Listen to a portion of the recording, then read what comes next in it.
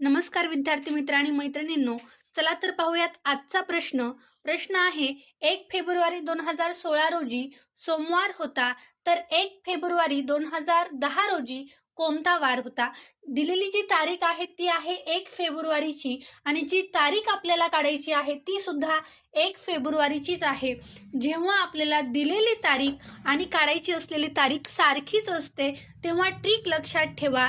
पुढील वर्षातील त्याच तारखेचा वार हा 1 दिवसांनी पुढे जात असतो आणि जर लीप वर्ष असेल तर हा जो वार असतो तो 2 दिवसांनी पुढे जात असतो. ठीक आहे, बघा आपल्याला काय करायचं, इथं पुढे जायचंय का? नाही, तर आपल्याला पाठीमागे यायचंय. का बरं?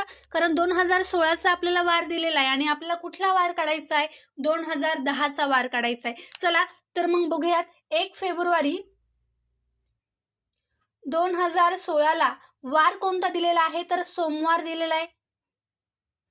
नंतर 2015, 14, 13, 12, 11 आणि 10, 2010ची आपल्याला तारीख काढायची आहे, वार काढायचा आहे.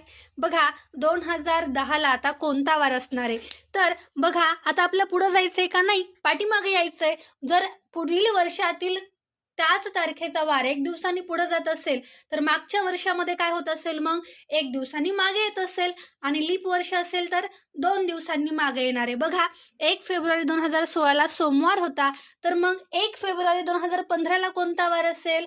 हे काही लीप वर्ष नाहीये, म्हणजे फक्त 1 वर्षांनी मागे येणार आहे. बरोबर, कोणता वार असेल मग इथं? 2015ला रविवार असेल, 2014ला शनिवार असेल, 2013ला कोणता वार असेल? तर एक वार आणखी पाठीमागे यावं लागेल, शुक्रवार असेल. पण आता 2012 हे लीप वर्ष आहे, बरोबर. कारण की आता लीप वर्ष असल्यानंतर आपल्याला काय करायचंय?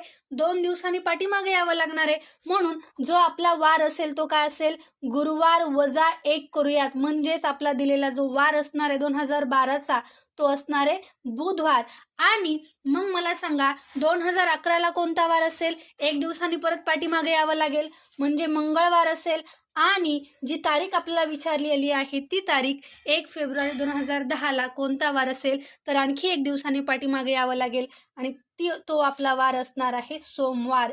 कारण की 2010 लीप वर्ष नाहीये, फक्त लीप वर्ष असल्यानंतर आपली जी तारीख असणार आहे, आपला जो वार असणार आहे तो 2 दिवसांनी पाठीमागे येणार आहे. जर पाठीमागे जात असू तर, आणि जर पुढील वर्षामध्ये पुढे जात असू तर आपण 2 दिवसांनी आपला हा वार पुढे जात असतो. सेम याच पद्धतीने तुम्हाला जेव्हा पहिला बड्डे जर समजा जन्म झालेला आहे एखाद्या वारी आणि तर 5वा बड्डे कधी असेल, 6वा वाढदिवस कधी असेल किंवा 6वा वाढदिवस दिलाय, 7वा वाढदिवस दिलाय आणि पाठीमागचा वाढदिवसाची तारीख काढायची असेल, वार काढायचा असेल, तर सेम याच पद्धतीने तुम्हाला प्रश्न सोडवायचा आहे. चला तर भेटूयात नेक्स्ट व्हिडिओमध्ये.